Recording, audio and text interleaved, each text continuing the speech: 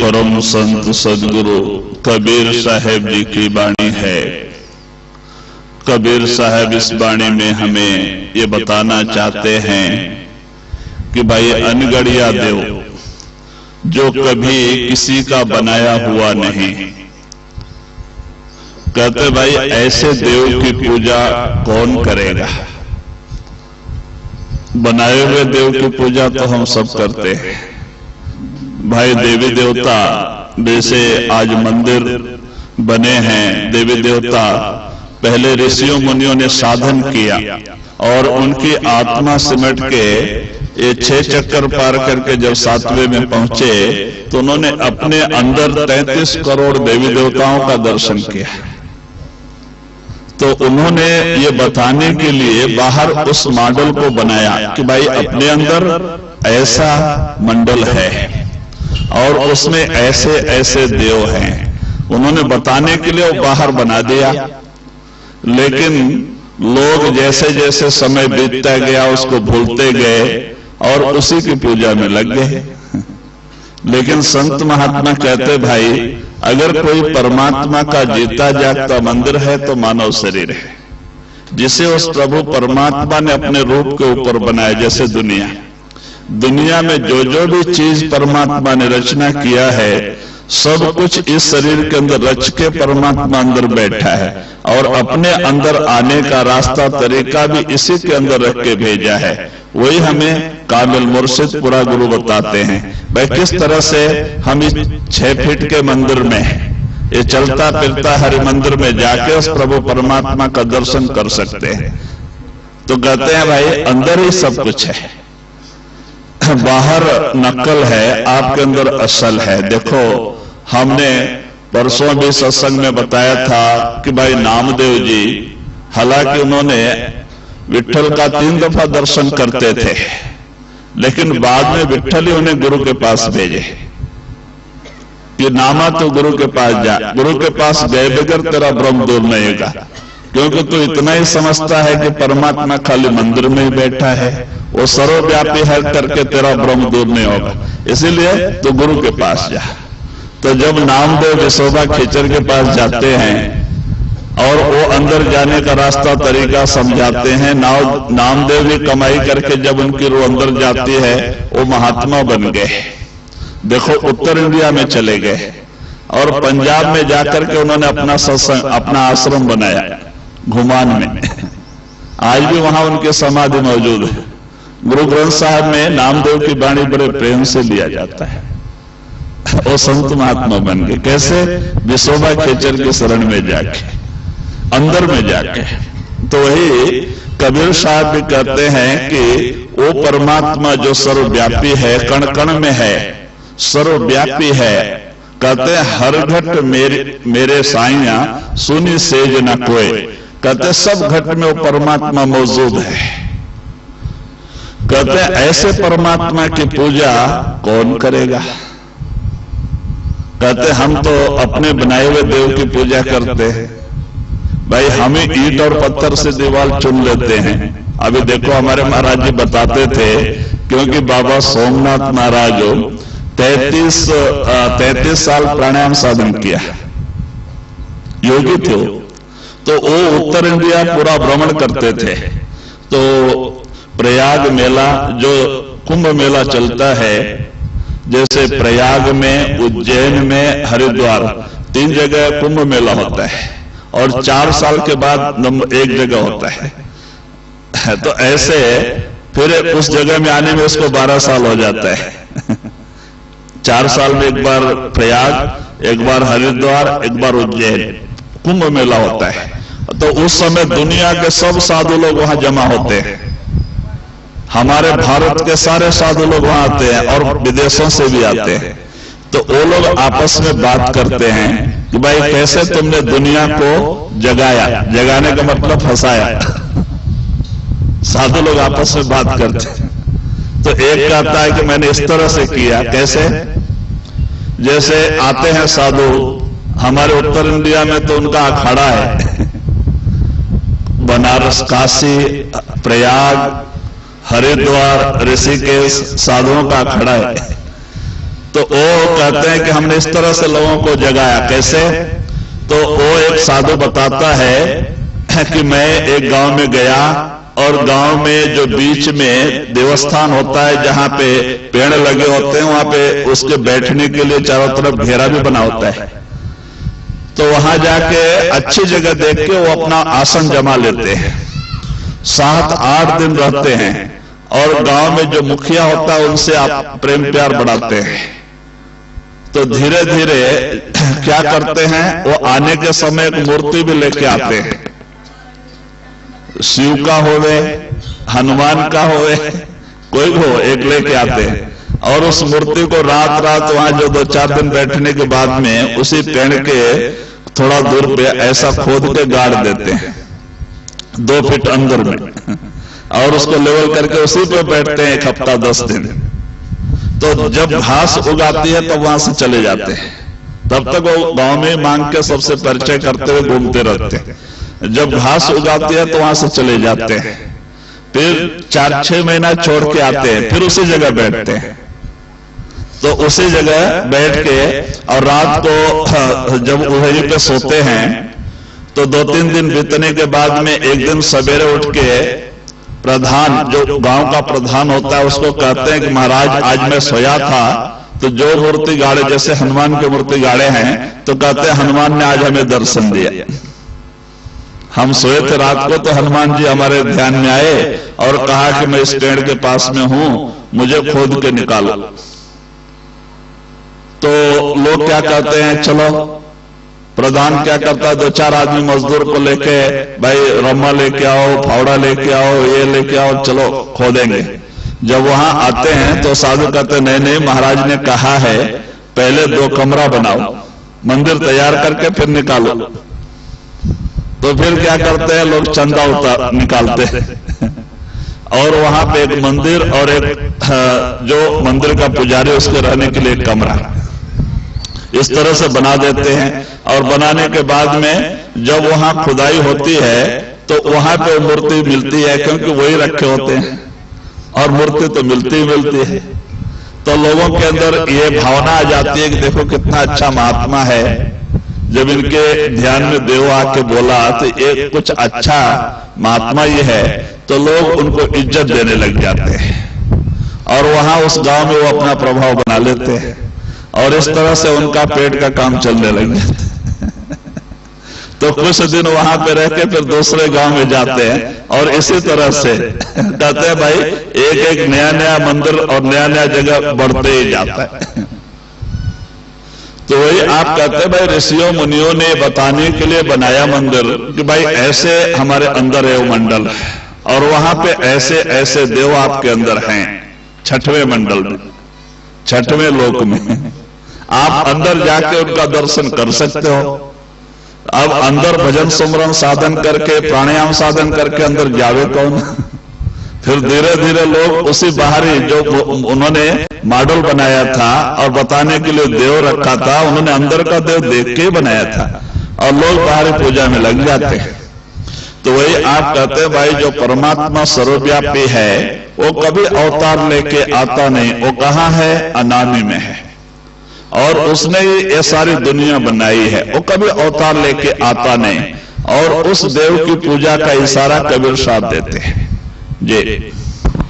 गणे देव को सब कोई पूजे, नित्य लावे सेवा, पूरन ब्रह्मा अखंडित स्वामी, ताको न जाने भेवा।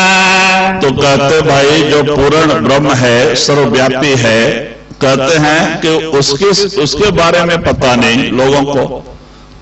लोग बाहरी जो कि हम लोगों ने ईंट और पत्थर से मंदिर बना लिए, मस्जिद बना लिए, उसमें लाके देव रख दिए, उसकी पूजा तो करते हैं प्रेम प्यार से, उसके आगे प्रसाद भी रखते हैं और बड़े भावना से श्रद्धा से पूजा करते हैं लोग। ऐसी बात नहीं। क्यों करते भाई? करते भाई जो सच्चे देव के बारे में जानकारी ना होने से। तो संत महात्मा हमें वो सच्चाई का होका देते हैं कि आप अंदर आ जाओ, 2-2.5 घंटे रोज भजन सुमरन करो, 9 दरवाजे छोड़ के 10वें में आओ, आपकी तीसरी आंख खुल जाएगी, आपको सच्चाई का पता लग जाएगा। भाई वो परमात्मा जो सर्वव्यापी है वो भी आपके अंदर ही है।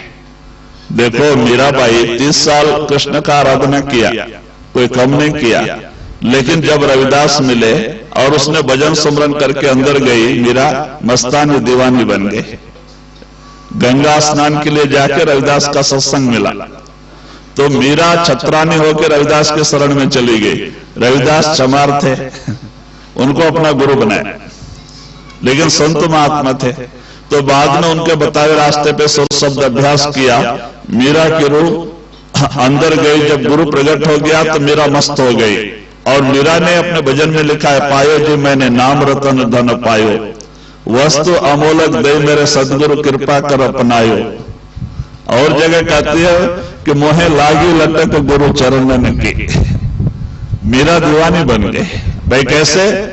सब नाम प्रकट करके अंदर जाके, और जहां भी वो सत्संग होता था वहां जाके मीरा गुरु के प्रेम में नाचने लगती थी, जो राणा को अच्छा नहीं लगा। तो राणा ने क्या किया, मीरा को बहुत समझाया कि तो छत्रानी रानी होके लोगों को बीच में नाचती है, अच्छा नहीं लगता, हमारा इज्जत खराब होता है। लेकिन मीरा तो होश हवास में नहीं थी, उसकी रूह तो अंदर गई थी, उसके अंदर गुरु और शब्द नाम प्रकट था। तो कहते हैं इसलिए राणा ने बहुत समझाया मीरा माने ने। तो राणा ने मारने का ख्याल किया, जहर का प्याला घोल के और दासी के हाथ में देके भेजा कि जा मीरा को दे, लेकिन उसको अपने गुरु के ऊपर प्रेम है, गुरु चरणामृत कह के देना। तो जब वो दासी जाके कहती है कि राणा ने तुम्हें गुरु चरणामृत भेजा है, तुम पीना चाहिए, तो मीरा ने बड़े प्रेम से लेके गुरु चरणामृत कहते ही पी गई, जहर अमृत बन गया। ऐसे भी मीरा नहीं मरी। तो उन्होंने क्या किया, जंगल से एक विषैला सांप पकड़ के लाके, जो कभी आदमी देखा ना हो, विषैला सांप, और सोने की पिटारी में बंद करके, ताला बंद करके, चाबी दासी के हाथ देके भेजा, जाओ मीरा को देना कि राणा ने तुम्हें सोने का हार भेजा है, और दरवाजा बंद करके एकांत में पहनना। जब दासी ले जाके देती है, मीरा जाती है कमरे में, दरवाजा बंद करके, जब वो चाबी से ताला खोल के पिटारी खोलती है, सांप खड़ा हो जाता है कि काट लेगा, जंगली सांप है, काट लेगा, मीरा मर जाएगी।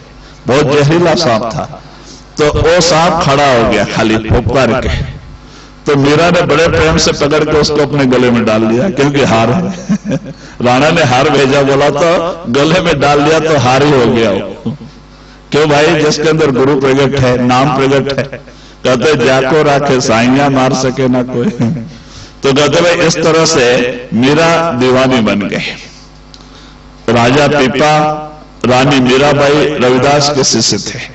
कहते भाई जात पात पूछे ने कोई, हर को बजे सो हर का होई। जो उस प्रभु परमात्मा को बजेगा वो परमात्मा का प्यारा बनेगा।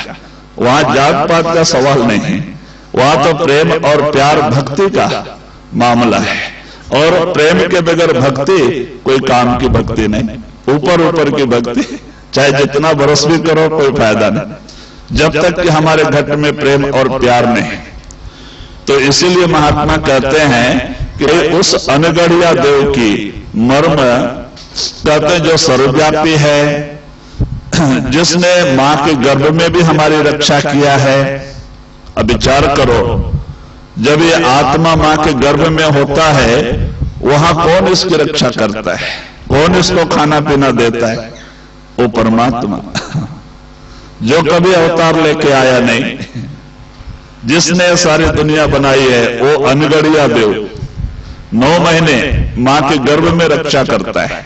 और मां के गर्भ में वो 2 ताकत हमें देता है, एक प्रकाश और एक शब्द, 2 प्रकट कर देता है अंदर में। और शब्द प्रकाश होने के कारण से इसको सैकड़ों जन्म तक का सुध माने होती है, सैकड़ों जन्म तक दिखाई देता है कि मैंने कैसे कैसे कर्म करके कितना कितना दुख भोग के मैं आज इस जगह पे आया हूं। ये भी काल कोठड़ी।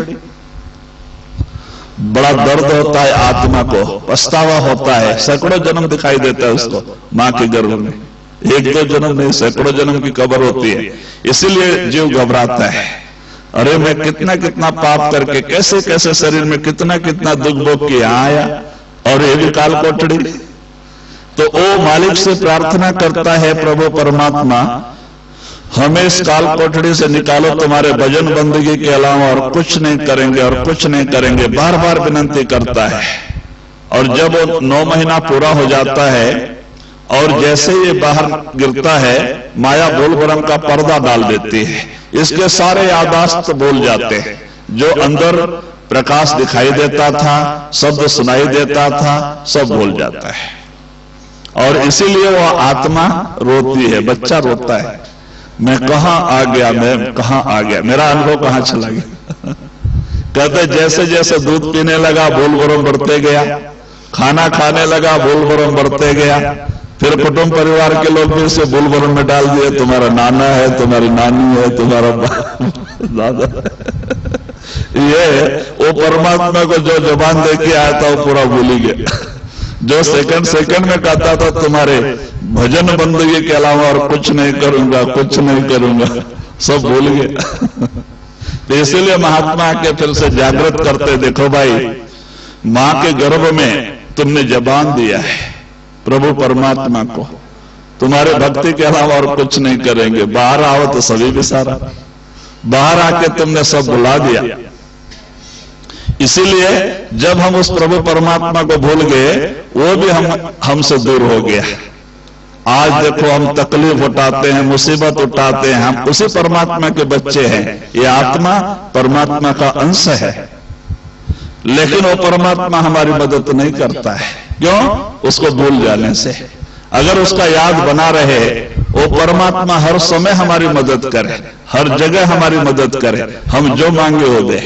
भाई जो मां के गर्भ में बगैर आधार के हमारा आधार बना, और बाहर निकलने के पहले हमें कुटुंब परिवार दिया, धन दौलत दिया, घर मकान दिया, खेती गृहस्थी दिया, नौकरी धंधा दिया, सब कुछ दे के भेजा, उसी को बुला दिया। जिसका खाते हैं उसी को बुला दिए। तो इसीलिए कहते हमें ये दुख और ये मुसीबत ये भोगनी पड़ रही है। इसका परिणाम क्या हो जाता है? नरकों की सजा, 84 का जेल खाना, बड़ा लंबा दुख का समुद्र में आत्मा जाके गिर जाती है। 84 का जेल खाना कोई कम नहीं, बड़ा लंबा दुख। कहते भाई पेड़ पौधों के शरीर में आत्मा गिर जाती है, कीड़े मकोड़े के शरीर में चली जाती, पशु पक्षी के शरीर में चली जाती, देखो कितना कितना लंबा समय उसको एक एक शरीर में बिताना पड़ता है। एक एक पेड़ का उम्र भी देखो, बरगद का पेड़, पीपल का पेड़ का 1000-1000 बरस उम्र होती है, और एक एक सांप का भी 1000-1000 बरस उम्र होती है। अगर कोई इंसान की निगाह उसके ऊपर ना पड़े तो 1000 तक सांप जिंदा रहता है, लेकिन एक इंसान की नजर उसके ऊपर पड़ जाए एक बार दृष्टि, तो उस बेचारे के 100 साल कम हो जाते हैं। तो सांप भी सवेरे उठ के अपने इष्ट देव सूर्य की आराधना करते हैं। सांप वो सवेरे उठ के उस सूर्य देव को नमस्कार करके प्रार्थना करते हैं कि हमारे सामने कोई मानव ना आए, मानव ना पड़े, क्योंकि इनकी दृष्टि पड़ गई तो बेचारे के 100 साल खत्म हो गए, कम हो जाता है। 10 आदमी की दृष्टि पड़ गई तो कोई पत्थर डाल देता, छोटे उम्र में भी मर जाता है बेचारा। 10 आदमी देख लिया तो उसके 1000 वर्ष खत्म हो गए। देखो ऐसा हाल, बताओ एक एक शरीर में 100-100 साल, 50-50 साल बीतते जावे, 84 लाख शरीर है, फिर मानव शरीर आने में कितना लंबा समय बीत जाता है। तो ये नर नारायणी शरीर है, मानव शरीर परमात्मा ने क्यों दिया है? अपनी आत्मा के उद्धार के लिए, परमात्मा के भक्ति के लिए। अपना पेट पालन, कुटुंब परिवार पालन पोषण पशु पक्षी भी कर लेते हैं, खाली इतने में इतना अमूल्य समय बर्बाद कर गए, तो हमारे उनमें क्या फर्क है? कहते नहीं भाई, ये नर नारायणी शरीर है, ये नर से नारायण बनने का समय है।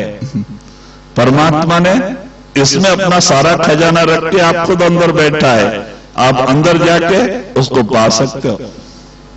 देखो जो लोग वहां अंदर गए, तुकाराम जी, नामदेव, सकोबाई, जिन लोगों ने भी भक्ति किया अंदर गए, कबीर साहब, गुरु नानक, रविदास, मीराबाई, जो भी अंदर गए वो परमात्मा के बन गए। परमात्मा उनका बन गया। परमात्मा ने हर समय उनकी संभाल किया। वो जो भी कुछ चाहे परमात्मा ने दिया।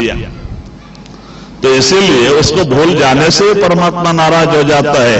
आज सुख दुख में हमारी मदद नहीं कर पाता है। अगर उसका याद बना रहे तो वो सुख में भी दुख में भी उसका सुमरन हम करते रहें, वो जरूर हमारी मदद करता है। कुल मालिक है, वो करता और धरता है। उसको अपने आत्मा की फिक्र है, लेकिन हमें उसको बुला देते, वो भी हमें छोड़ देता है। जी।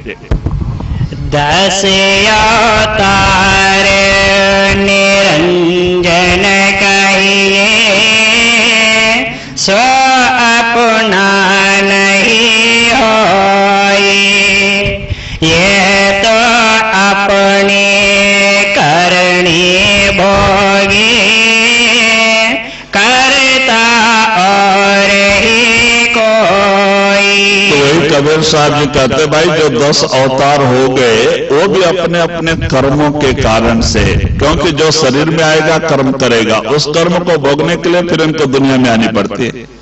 और इसी तरह से 10 अवतार हो गए। अब देखो रामा अवतार में जब उन्होंने पेड़ के आड़ लेके बाली को मारा और बाली गिर गया, जब राम सामने जाते हैं तो बाली पूछता है कि महाराज, मैं आपका शत्रु और मेरा भाई आपको मित्र एक कैसे है? मैंने क्या बिगाड़ा आपका? आपने मुझे क्यों मारा? कहते नहीं, तूने ऐसा काम किया, ये किया, वो किया, तो पापी है, पापी को मारना धर्म है। कहते भाई हमारा भाई भाई का झगड़ा है, आप कौन होते हो मारने वाले? तो राम को जवाब देने को नहीं हुआ। कहते भाई ये कर्जा हो गया और इस कर्जे को कृष्णा अवतार में हम कर्जा चुकाएंगे, ऋण देंगे। फिर कृष्णा अवतार में हो गया ना, कर्जा हो गया। और फिर कृष्णा अवतार में जब महाभारत समाप्त हो गया और आप जाकर के पांडवों को भेज दिया, भाई जाओ हिमालय में गल के मर जाओ।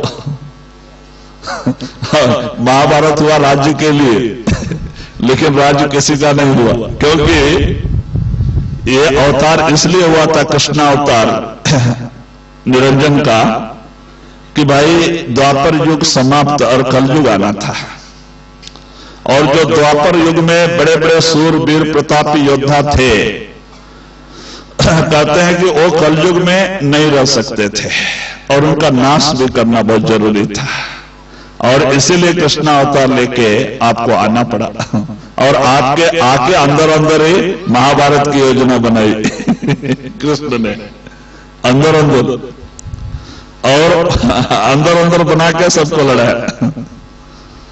और देखो जब अर्जुन को मोह पैदा होता है, धनुष बाण नीचे रख देते हैं, क्या कहते हैं? उनको सब अपने है, तो अपने नजर कैसे नहीं आएंगे? कहते भाई अपने लोगों को मार के राज्य लेकर मैं क्या करना, जब अपने लोग ही नहीं रहेंगे, ये राज्य में नहीं चाहिए।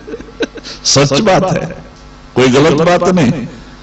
जब अपने रिश्तेदार, अपने कुटुंब परिवार, अपने लोग ही नहीं रहेंगे तो राज्य लेके हम क्या करेंगे अकेले? नहीं चाहिए बोले। तब कृष्ण ने क्या किया? अब तो गड़बड़ हो रहा है। जिस काम के लिए उन्होंने इतना प्रयत्न किया था फीका पड़ रहा है। मेन पार्ट अर्जुन को दिया है अपना ताकत अर्जुन को दिया है और वही धनुष बाण नीचे रख रहा है। तब उन्होंने शुरू कर दिया कि भाई जो तुम्हें दिखाई दे रहे तो पहले ही मरे हुए हो लोग, तुम्हें तो नाम मात्र के लिए खड़ा किया है। और फिर शुरू कर दिया, कहते हैं तुम्हें पाप नहीं, कर्म नहीं, धर्म नहीं, करने कराने वाला मैं हूं, और ऐसा वैसा बोल के हो गया महाभारत। जब महाभारत खत्म हो गया फिर क्या कहते हैं? तुम्हारे कुल का तुम्हें नाश करने के कारण से कुल पातक लग गया आपको, अश्वमेध यज्ञ करके और पाप धोना। अश्वमेध यज्ञ करके अब बताओ पाप अश्वमेध यज्ञ करने से कैसे जाएगा? क्योंकि जो और कोई बचा खुचा है उसमें मालूम हो जाता है, बल्कि अश्वमेध यज्ञ, अश्वमेध यज्ञ भी किए। फिर क्या कहते हैं? बस अब कलयुग आने वाला है और ये जो कि सूरवीर योद्धा कलयुग में नहीं रह सकते, आप लोग जाओ हिमालय में गल के मर जाओ। तो अर्जुन कहते हैं, अर्जुन कृष्ण के बड़े भक्त थे अर्जुन जो है जब सैया पे सोते थे तो उनके रोम रोम कृष्ण कृष्ण कृष्ण का जाप करते थे, उनका सुमरन इतना पक्का था। एक बार अर्जुन से मिलने के लिए नारद आए और अर्जुन सैया पे सोए हैं और उनका सुमरन इतना पक्का है कि रोम रोम सब कृष्ण कृष्ण कृष्ण का जाप कर रहा है, सारे रोम रोम से आवाज आ रही कृष्ण कृष्ण, इतना सुमरन पक्का था अर्जुन का। कृष्ण का सच्चा भक्त था वो। तो वो देख के समाधि अवस्था में अर्जुन को पड़ा हुआ देख के नारद बैठा, इसकी भी समाधि लग गई। शिव पार्वती आए घूमते घूमते नारद को ढूंढते, कहां है, अर्जुन के पास गया तो वहां आ गए शिव पार्वती, और आए वो भी अंदर गए तो देखते हैं कि अर्जुन और नारद का दोनों का समाधि लगा है और अर्जुन के रोम रोम से कृष्ण कृष्ण का जाप हो रहा है, तो आप दोनों भी बैठे, वो लोग समाधि मस्त है। कहते भाई उतना पक्का सुमरन है।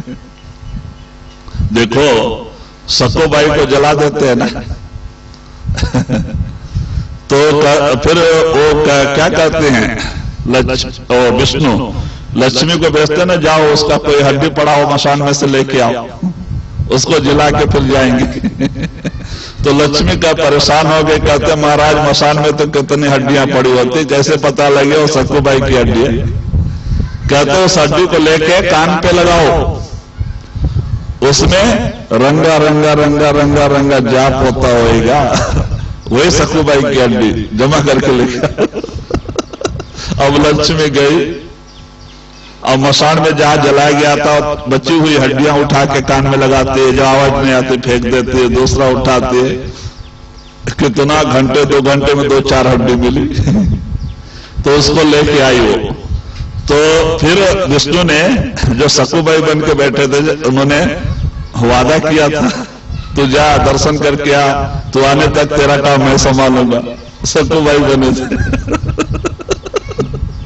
तो बाद में वो जब हड्डी लेके आई तो उसी को रट के और मंत्र के बल पे फिर सकुबाई को जिंदा किया और फिर उसको उसकी जगह पे रख के, और आप दोनों लक्ष्मी और विष्णु अपने धाम को गए। तो कहते भाई भक्ति बड़ी ऊंची चीज है।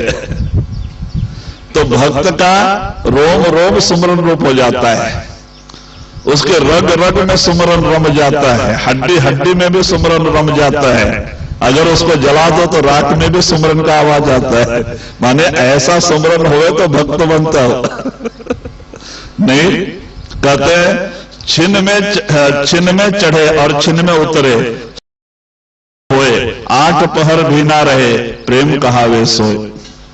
1 सेकंड में प्रेम का रंग चढ़ गया और दुनिया की हवा लगी तो प्रेम का रंग उतर गया। कहते भाई ये प्रेम नहीं, 8 पहर मालिक के नाम सुमरन से। कहते एक तुल प्यारा बिसरे जानो बरस 50। 1 सेकंड भी ख्याल अपने सदगुरु के चरणों से नाम से हट गया, हमारा 50 बरस वृथा चला गया। पश्चाताप होना चाहिए। 50 बरस कौन हमारा कितना कितना बरस दिन बीते जा रहा है, कभी सपने में गुरु का प्रेम प्यार प्रकट नहीं होता है, गुरु का याद ही नहीं आता है, तो सेकंड के इतना बड़ा पश्चाताप कैसे होएगा। तो बताइए सुमरन बड़ी ऊंची चीज है। तो बाद में तो वही आप इशारा देते हैं इस तरह से कि जब वो शिव पार्वती भी आके बैठ गए, उनकी भी समाधि लग गई। कहते हैं भाई इतना पक्का ख्याल था अर्जुन का, इतना प्रेम प्यार था कृष्ण से, इतना पक्का भक्ति थी। तो जब कृष्ण का अर्जुन कहते हैं महाराज मैंने आजीवन तुम्हारी भक्ति किया, मुझे मुक्ति दो, मुझे मुक्ति दो। कहते ना हिमालय में जाके मर जाओ तो कहते मुक्ति दो। कहते मुक्ति बद्रीनाथ में जाके तपस्या करो, और मुक्ति संतों के हाथ में है। लास्ट में कहते हैं मुक्ति संतों के हाथ में। बेचारा जा जाके हिमालय में गल गल के मर गए। खाली एक धर्मराज युधिष्ठिर, धर्मराज एक ही स्वर्ग में गए, क्योंकि उन्होंने सच बोला था, सब जगह सच बोला था, झूठ नहीं बोला। एक झूठ बुलाया गया था उनसे। कब? जब द्रोणाचार्य वो गुरु थे ना, गुरु सब विद्या शिष्य को नहीं देता है, गुरु तो गुरु ही होता है। तो जब द्रोणाचार्य एक तरफ से मारते हुए चले आ रहे हैं, पांडव घबरा गए, कृष्ण घबरा गए। ब्रह्म अस्त्र है उनके पास और वो किसी को भी नाश कर सकते हैं, और इन्होंने अपनी ताकत अर्जुन को दिया है, घबरा गए। तो बाद में कहते हैं कि देखो द्रोणाचार्य आ रहे हैं और बड़ा अजब प्रलय होने वाला है। तो कहते हैं कि भाई बोलो। और पंच पांडव में सब लोग थोड़ा बहुत झूठ बोलते थे, खाली धर्मराज झूठ नहीं बोलते थे। गुरु को पता होता है क्योंकि उन्होंने उनको सिखाया था। तो इसीलिए कोई बोलेगा तो मानेंगे नहीं, धर्मराज बोलेगा तो मानेंगे। बोल के कृष्ण धर्मराज के पास जाके कहते हैं देखो अब तो प्रलय होने वाला है, बोलो अश्वत्थामा मरो। क्योंकि उन्होंने कहा था ना कि मेरा लड़का अश्वत्थामा मर जाएगा, धनुष बाण नीचे रख दो, मैं युद्ध नहीं करूंगा। और उनको मारने का कोई दूसरा तरीका नहीं था, इसलिए बोलते हैं तुम बोलो। वो बोलते हैं महाराज राज मिले या ना मिले मैं तो झूठ नहीं बोलूं। वो धर्मराज धर्म का अवतार था उनका, वो कैसे झूठ बोले, मिले या ना मिले हम तो झूठ बोलेंगे।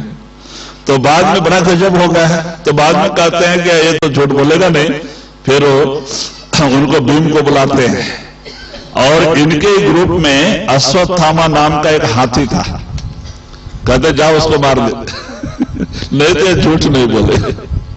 तो अश्वत्थामा हाथी को मारे भीम जाके गदा से, और वो हाथी गिर गया।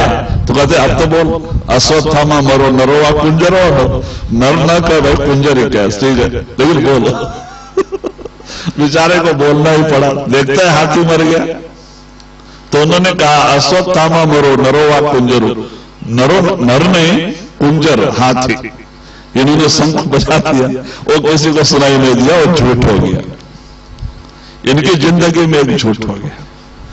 और इसीलिए जब ये स्वर्ग को जाने लगे तो धर्मराज जो न्याय करता है वो इन काला कुत्ता बन के इनके पीछे पड़ा। भाई तुमने भी झूठ बोला है, तुम्हें भी नरक की हवा खानी है, तुम स्वर्ग कैसे जाओगे? पीछे पड़ा काला कुत्ता बन के।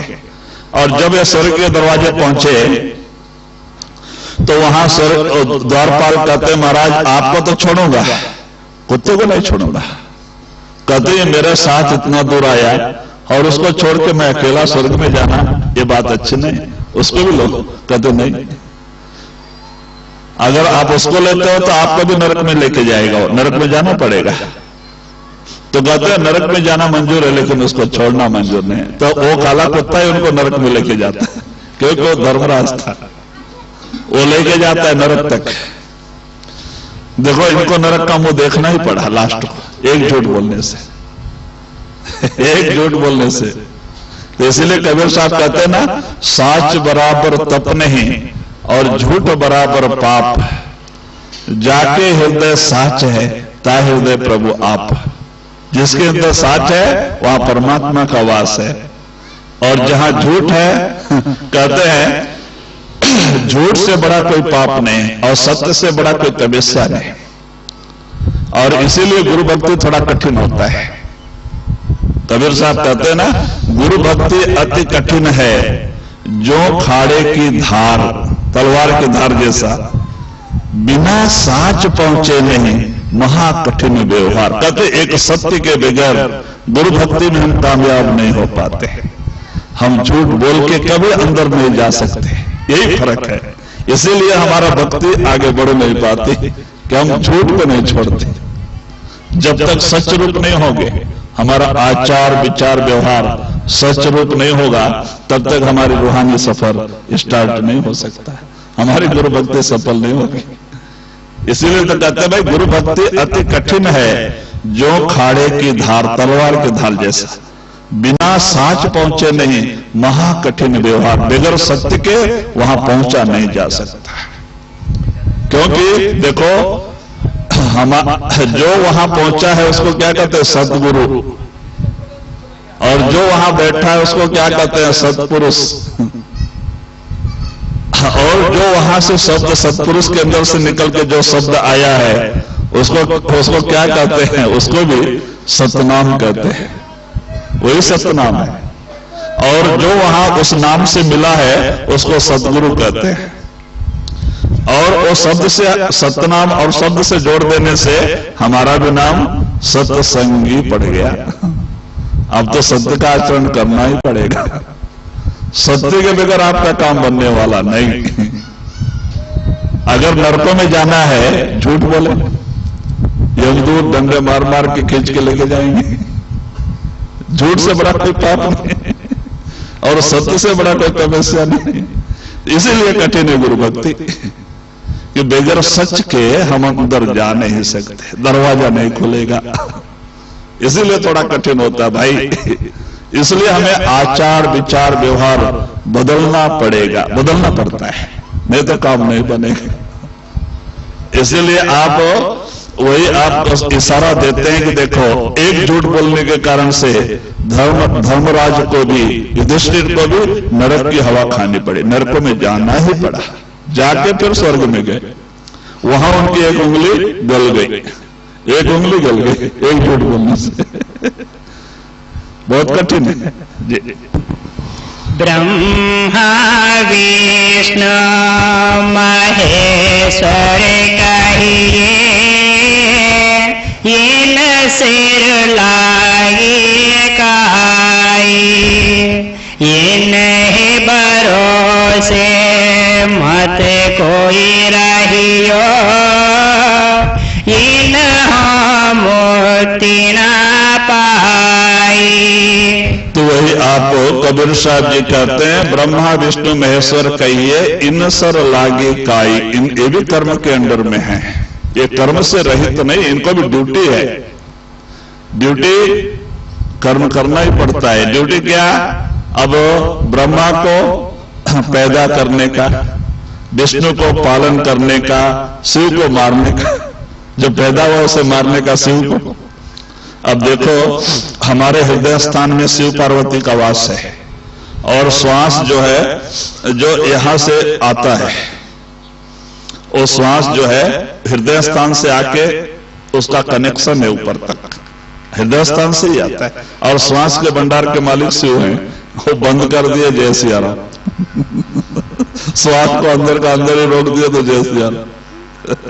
और विष्णु नाभि स्थान में। हम जो खाना खाते हैं कहां जाता है? नाभि स्थान में। और वहां से हजम होके रस मज्जा सब जगह से नाड़ियों का कनेक्शन नाभि स्थान में, और वहां से भेजा जाता है सब जगह पे, सप्लाई होता है, पालन करता है। ब्रह्मा इंद्रिय स्थान पे है, सृष्टि करता। तो कहते हैं इस तरह से उनका शरीर में भी उनका अपना वही स्थान है। तो कहते हैं ऐसे दुनिया में ऊपर भी उनकी ड्यूटी है, और ड्यूटी कर्म करना ही पड़ता है। कहते हैं उन सिर लागे का, उनके वो भी कर्म के अंदर में, कर्म से अलग नहीं। तो वही आप इशारा देते हैं, इन्हीं भरोसा मत कोई रहिए, इन्हों मुक्ति न पाई। कहते इन्हीं भरोसे मत कोई रहियो, इन्हों न मुक्ति पाई। कबीर साहब कहते भाई यही नहीं मुक्त हुए तो हमें मुक्ति कहां देंगे? अर्जुन को क्या कहा? बद्रीनाथ में जाके तपस्या करो, मुक्ति संतों के हाथ में, लास्ट में। अब मरने के समय बद्रीनाथ तपस्या कहां से जाकर? मरने का लास्ट टाइम में बेचारे जाके हिमालय में गल गल के मरे, खत्म। तो कहते भाई सच्चाई समझो, महात्मा सच्चाई को बताते हैं, किसी की निंदा नहीं करते। आप अंदर आ जाओ, खुद अपनी आंखों से देख लो, आपकी एक ज्ञान की आंखें खुलेगी, सब कुछ अंदर नजर आएगा, आपका सारा शंका निवारण हो जाएगा। और तब तक यह शंका निवारण नहीं होएगा, चाहे कितना ग्रंथ पढ़ लो, पुराण पढ़ लो, तीर्थ व्रत घूम लो, लेकिन जब तक कि आप अंदर नहीं आओगे, आपकी तीसरी आंख नहीं खुलेगी, सच्चाई का पता नहीं चलेगा। आप अंदर आ जाओ, देख लो, 33 करोड़ देवी देवता, ब्रह्मा विष्णु महेश्वर सब आपके अंदर हैं, वो आपको नमस्कार करेंगे। आप अंदर आओगे, वो आपको नमस्कार करेंगे। अभी हमें उनको नमस्कार करनी पड़ी है। आप अंदर आ जाओ, वो आपको नमस्कार करेंगे कि धन्य है वो आत्मा। क्यों? वो बंधन में है, वो 6वें मंडल को छोड़ के ऊपर नहीं जा सकते, वहीं पे बैठक है उनकी, और वहां से जीवों का अपना कारोबार संभाल रहे हैं। लेकिन एक आत्मा जीव अपने सदगुरु की कृपा से सतलोक पहुंच जाता है। और इसीलिए वो नमस्कार करते हैं कि धन्य है आत्मा जो कि हमसे भी ऊपर जा रही है, और वो नमस्कार करते हैं। तो महात्मा कहते भाई सच्चाई आप अंदर आके ही पता चलेगा। अभी तो कुछ लोगों को बुरा भी लग जाता है कि देवी देवताओं के शायद संत निंदा करते हैं। संत निंदा नहीं करते, सच्चाई को बताते हैं। आप अच्छे तरह से सच्चे दिल माने मन से बैठ के विचार करें, आपको अभी तो पता नहीं चलेगा। जब आप भी कहीं संतों के पास जाओगे और भजन सुमरन करोगे, आप भी अंदर आ जाओगे, तो आपको भी सच्चाई का पता लग जाएगा। आपका सारा शंका समाधान हो जाएगा। सच्चाई क्या है जी? जोगी जति तपी सन्यासी आप में लड़िया, कहे कबीर सुनो भाई साधो, शब्द लखे सोई तरिया। तो वही आप इशारा देते हैं, जोगी जपी तपी सन्यासी आपस में ही सब लड़िया। देखो ऋषियों मुनियों का भी आपस में प्रेम प्यार नहीं होता है, वहां भी विरोध होता है। एक को देख के एक को लड़ाई झगड़ा तैयार हो जाते हैं। देखो जब हर एक ऋषि, क्योंकि वो प्राणायाम साधन करते हैं ना, अहंकार बढ़ जाता है कि हमने इतना साधन किया, हमारी रोज सहस्त्र कमल में पहुंच गए, ब्रह्म में पहुंच गए, रिद्धि सिद्धि प्रकट हो गए, अहंकार आ जाता है। और इसीलिए वाद विवाद करते, लड़ाई झगड़ा करते घूमते, अहंकार के नशे में। दीनता नम्रता नहीं आती, अहंकार बढ़ते जाता है। देखो जब गोरखनाथ पूरा योगी बन के तपस्या करके हिमालय से निकले और आए, तो पहले काशी में आए, बनारस में, क्योंकि बनारस जो है साधु संतों का अखाड़ा है। तो बनारस में आके उन्होंने क्या किया, स्वामी रामानंद आश्रम के सामने त्रिशूल गाड़ के, और त्रिशूल का जो ऊपर का भाग होता है नोकीला, उसके ऊपर आसन लगा के बैठ गए। त्रिशूल के ऊपर नोकीले पे आसन लगा के बैठ गए और रामानंद स्वामी को चैलेंज किया कि आओ मेरे शास्त्रार्थ करो, मेरे प्रश्न का जवाब दो, नहीं तो आश्रम छोड़ के भाग जाओ।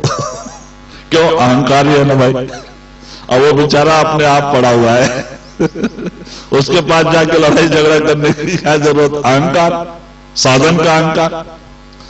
और रामानंद जो है मानसिक पूजा करते थे। मानसिक पूजा का मतलब स्नान नहा धो के बैठ के मन में कोई फोटो और मूर्ति नहीं, मन में ही संकल्प के जरिए राम सीता लक्ष्मण को बिठाना, उनको स्नान कराना, तिलक गंध लगाना, कपड़ा पहनाना, किरीट पहनाना, माला पहनाना, सब मन से। हम ये कर रहे, वो कर रहे, संकल्प से, मन से। वो मानसिक पूजा कहते उसको।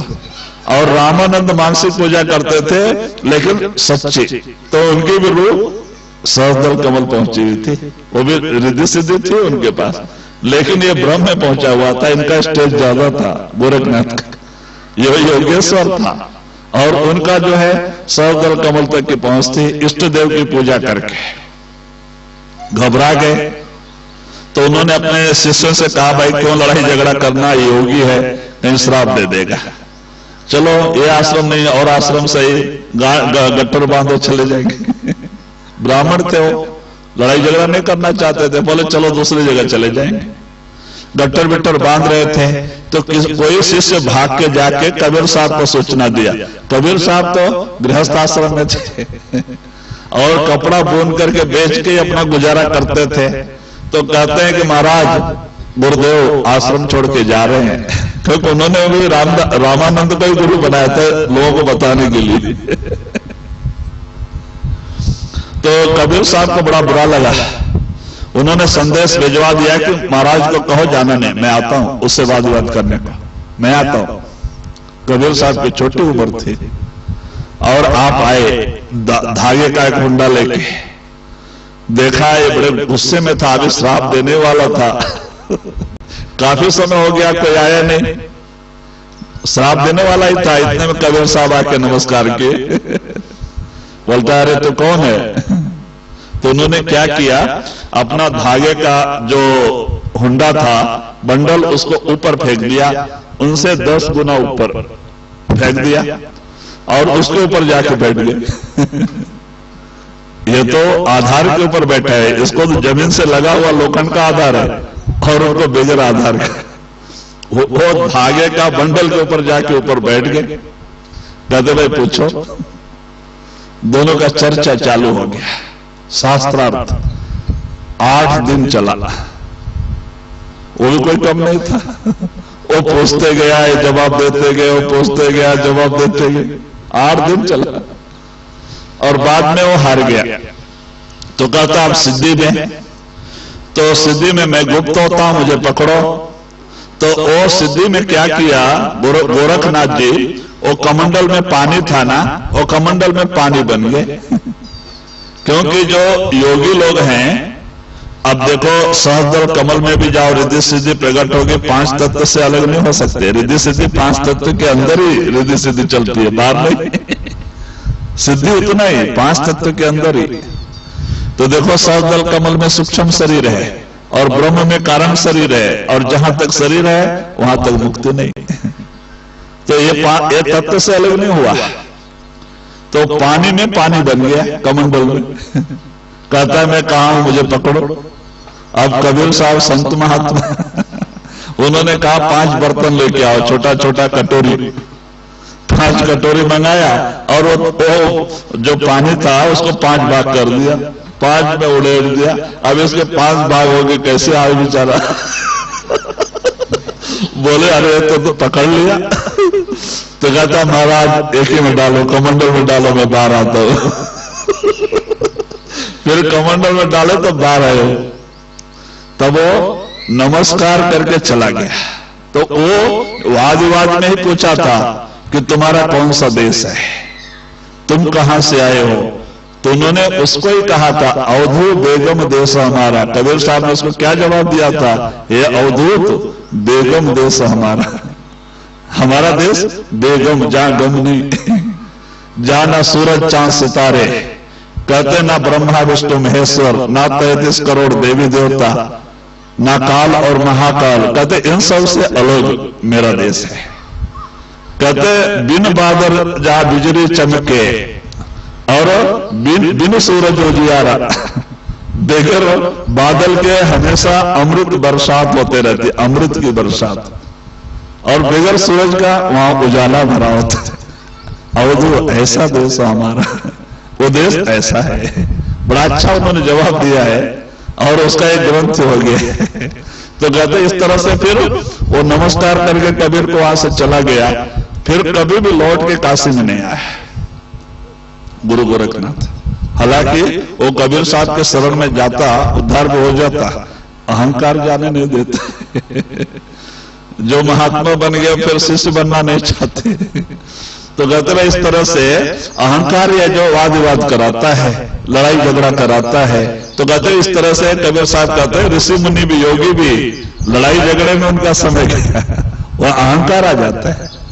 तो वही कबीर साहब कहते हैं कबीर सुनो भाई साधो शब्द लगे सोई तरिया। हाँ, जो शब्द प्रकट हो गया गुरु की कृपा से, जिनके अंदर सार शब्द प्रकट हो गया गुरु की कृपा से, कहते सोई तरिया। वो शब्द कहां से आता है, सत्तो सचखंड से आके टिका हुआ है, सीधा लेके जाता है। वही लोग तर गए जिनके रूप सतलो सचखंड पहुंच गए। जी अचंते चिंते माधो सो सब माही समाना, ताहि चाड़ी जो आन बजते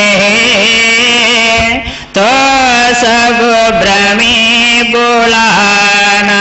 तो वही कबीर साहब जी आप इशारा देते हैं भाई, वो अचिंत जो चिंता से रहित है, वो परमात्मा जो कभी अवतार लेकर के दुनिया में पैदा नहीं हुआ, वो अपने स्थान पे ऐसे ही मौजूद है और वहां से सारे दुनिया का देख रेख कर रहा है। वो परमात्मा वो सच्चा परमात्मा है। कहते हैं भाई नीचे ताहि छोड़ जो आन बजते हैं तो सब भ्रमी बुलाना। हाँ, कहते हैं जो उसको छोड़ करके जो और भजते हैं और को बजते हैं सो ब्रह्म बुलाना। कबीर साहब कहते हैं ब्रह्म है, वो ब्रह्म कब तक दूर नहीं होगा? जब तक आप अंदर नहीं आ जाएंगे, शब्द प्रकट नहीं होगा।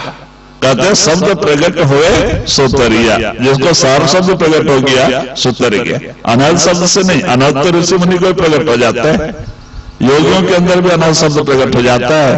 उससे थोड़ा टाइम के लिए मन शांति में आ जाता है, लेकिन मन मरता नहीं अनहद से, मन तो सार शब्द से मरता है। कहते वो शब्द जिनके अंदर प्रकट हो गया सो तरिया, पार ब्रह्म का शब्द।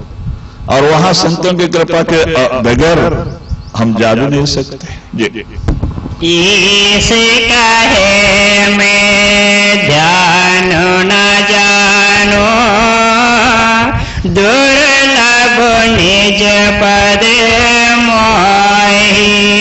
तो वही आप कहते हैं जो कि भाई यहां पे हम इन्हीं को परमात्मा समझ बैठे हैं। जैसे ब्रह्मा विष्णु महेश्वर, इनकी भी ड्यूटी है, ये परमात्मा इनसे भी ऊपर निरंजन है, निरंजन के ऊपर भी ब्रह्म है। ऐसे 16 लोग हैं, उस परमात्मा ने अपने अंदर से 16 कला शक्ति प्रकट किया है। 16 महापुरुष परमात्मा अंदर बैठे हैं, 16 मंडल हैं। और सबसे ऊपर वो अनामी में वो परमात्मा बैठा है। अनामी जिसका कोई नाम नहीं, अलग जिसको देखा भी नहीं जा सकता, अगम जिसका कोई विचार भी नहीं किया जा सकता, वो परमात्मा ऐसा है, वो अनामी में है। तो कहते भाई उसने ही सारी दुनिया उसकी मौज से बनी है, उसने निरंजन और माया को रचना किया। निरंजन और माया ने ये 3 लोग रच के इसमें 3 गुण और 5 तत्व की सृष्टि निर्माण कर दिया, और इस तरह से जीव को बंधन में बांध दिया। और जीव बेचारा को वो तपस्या करके मांग के लेके आया। निरंजन 70 चौकड़ी युग तपस्या करके उस परमात्मा से ये आत्मा मांग के लेके आए। ये आत्मा उनका नहीं है, ये अनामी से आया हुआ। उन्होंने सृष्टि निर्माण किया, लेकिन सृष्टि आत्मा के बगैर कोई शोभायमान नहीं है। खाली डब्बे के समान, डब्बा खाली हो तो उसको क्या शोभा? तो आत्मा के लिए उनको फिर 70 चौकड़ी युग, एक चौकड़ी बोला तो 4 युग, ऐसे 70 चौकड़ी युग तपस्या करके जब वो परमपिता परमात्मा खुश हुए तो उन्होंने जीव भंडार मांगा। तो सत्पुरुष ने क्या किया? छोटा सा जीव भंडार जो महाशून्य के गर्भ में था उन्होंने निरंजन को दिया और कहा तुम अकेले से रचना होने वाला नहीं, तो और एक कला शक्ति प्रकट किया, ज्योति। पहले निरंजन अकेला था, तो कहा तुम दोनों मिलकर जाकर रचना करो। वो भी परमात्मा के अंदर से आई माया ज्योति।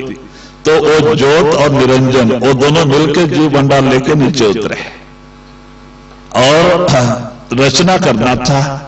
तो लेकिन तपस्या निरंजन ने किया था, ज्योति ने नहीं। ज्योति तो परमात्मा ने साथ मिलकर रचना करने के लिए 2 ताकत भेजी थी।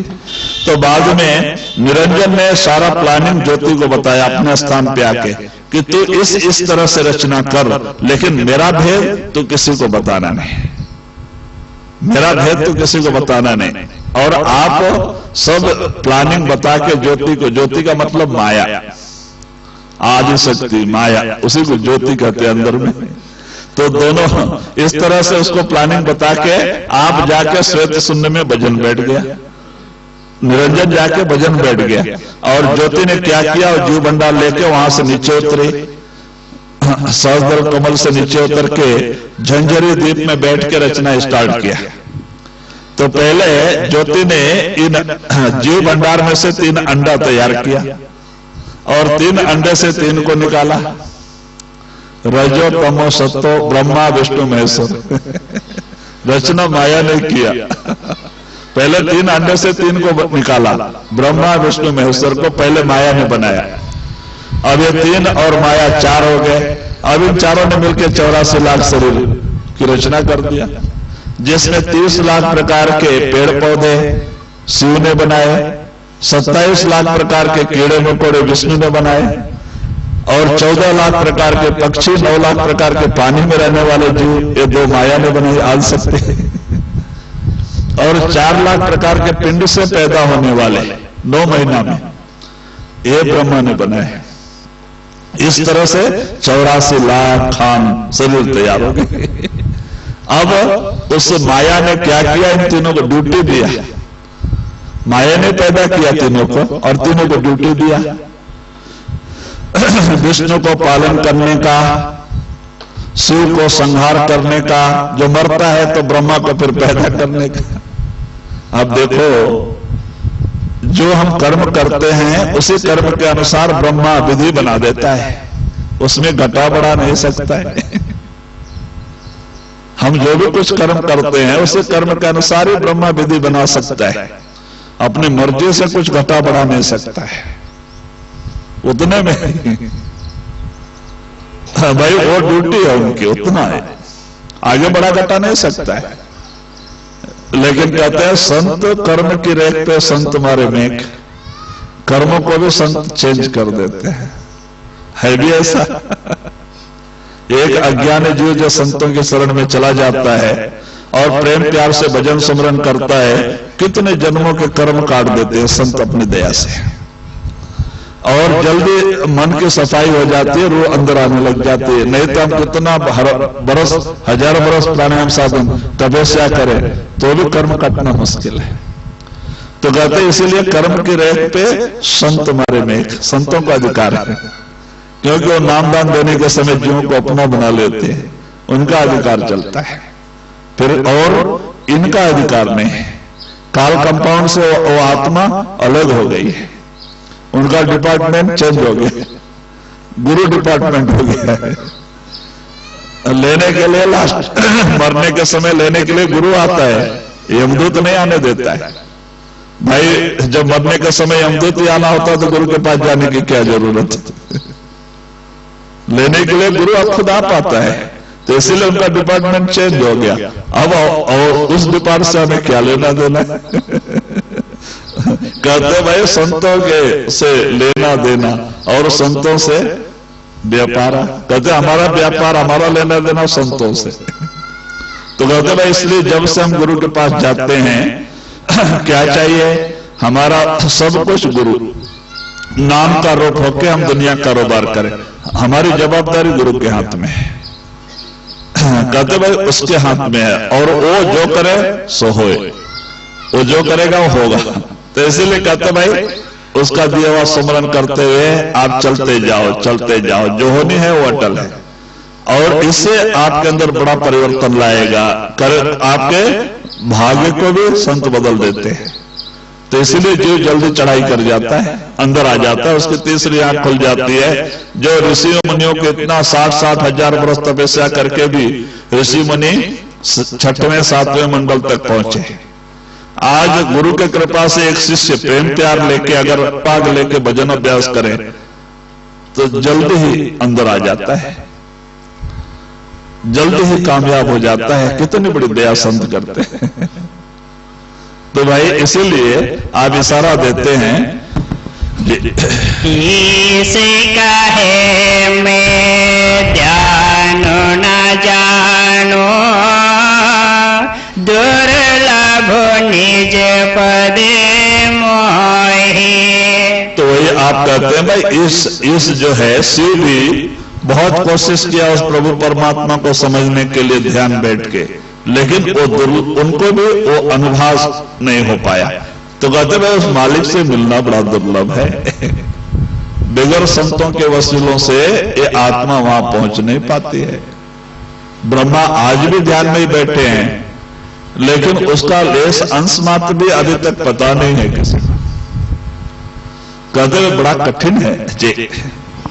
रंचक करुणा कारण के सो, नाम धरन को तो ही कहा धो सब दे, कहा थे आवे हर फिर कहा समाई।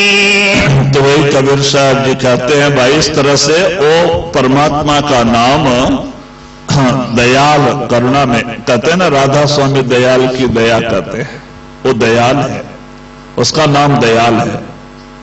और त्रिलोकी का मालिक है, उसका नाम काल है। निरंजन का नाम ही काल है। और उस मालिक का नाम दयाल है। वो दयाल है, लेकिन कैसे के ऊपर दया करता है? दीन दयाल। जो दीनता नम्रता लेकर के भक्ति में आगे बढ़ता है उसके ऊपर वो दया करता है। देखो, साहूकार दयाल और ऐसा वैसा दयाल नहीं, दीन दयाल। जो दीन होकर के परमानंद के रास्ते पे चलता है उसको मालिक जरूर मिलता है। अहंकार लेके चलता है वो कामयाबी हासिल नहीं पाता है। कहते भाई भक्ति जो है हमें दीनता नम्रता सिखाती है। भक्ति में बढ़ने का मतलब ये होता है, अगर ये अंदर जाता है, गुरुमुख है, तो उसके अंदर दीनता नम्रता आती है। वो सबको अपने से बड़ा समझता है, सबकी इज्जत करता है, सबसे प्रेम प्यार करता है।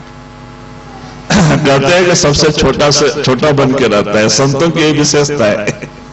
और कुल मालिक होके भी सबको इज्जत देते हैं, सबसे प्रेम प्यार करते हैं और अपने को सबसे छोटा समझते हैं। तो कहते हैं दीन दयाल, उसका नाम ही दीन दयाल है। जो दीनता नम्रता लेके उसके शरण में जाता है उसको वो जरूर मिल जाता है। वो दयाल है, दाता है और कुल मालिक है। जी कहाँ जो सब दे कहाँ थे आवे, हर पेड़ कहाँ समाई। तो वही आप कहते हैं जो शब्द हमारे अंदर धुनकार दे रहा है वो कहां से आ रहा है? एक तो शब्द दो तरह के हैं, एक वर्णात्मक शब्द और दूसरा ध्वन्यात्मक शब्द। ये शब्द कहां से आ रहे हैं? अभी हम बोल भी रहे हैं, शब्द कहां से निकल रहे हैं और कहां समा रहे हैं? ये भी आकाश में चले जा रहे हैं। देखो, कभी का बोला हुआ जो है टीवी के जरिए, मशीन के जरिए खींच करके भेजते रहते हैं, घुसते रहता है ऊपर। तो कहते हैं इस तरह से एक वर्णात्मक है, दूसरा ध्वन्यात्मक है। और वो ध्वन्यात्मक भी यहाँ के 10वें दरवाजे में टिका हुआ है। वो सतलोक सचखंड से आया हुआ है। वो सीधा, अगर वो प्रकट हो गया तो सीधा लेके जाता है, नहीं सतलोक से आया है, सतलोक लेके चला जाता है। उसी को संत गुरु कहते हैं, उसी को नाम कहते हैं। गुरु कह दो, नाम कह दो, एक ही बात है। परमात्मा कह दो, एक ही बात है। कहते वही शब्द है और उसी शब्द की महिमा संत गाते हैं। बाहर का संतों का शरीर सत्संग सुनाने के लिए, नामदान की विधि बताने के लिए, इसके लिए होता है। लेकिन आपको अंदर में जाने के बाद वो शब्द गुरु प्रकट हो जाता है, जिससे गुरु हमें जोड़े हैं। वो कभी नहीं छोड़ता, वो सीधा लेके जाता, वो कभी नहीं मरता, वो सीधा लेके जाता है। जी सब अतीत का मर्म न जाने, भ्रमे भूले दुनिया। तो वही कहते हैं ऐ शब्द का मर्म पता नहीं चलता। अभी देखो, महात्मा कहते भाई तुम शरीर नहीं हो, तुम आत्मा हो। जो इसमें बोल रही ताकत हो तुम हो, इसमें जो बात कर रही वो ताकत तुम हो। तुम तो शरीर नहीं, शरीर तो किराए का मकान है। किसी को 70-80 साल के लिए मिला, किसी को 100 साल के लिए मिला, लेकिन इसे फेंक के जाना है। जैसे आपके दादा परदादा छोड़ के गए, आपको भी छोड़ के जाना। न आज तक इस दुनिया में कोई रहा और न कोई रहेगा। कहते राम गयो रावण गयो, जाको वो परिवार, कहें कबीर थिर न रहे सपने जुम संसार। राम रावण जैसे बड़े बड़े प्रतापी अवतार जो भी इस दुनिया में आए, सब चले गए, सब काल के अधीन, सब चले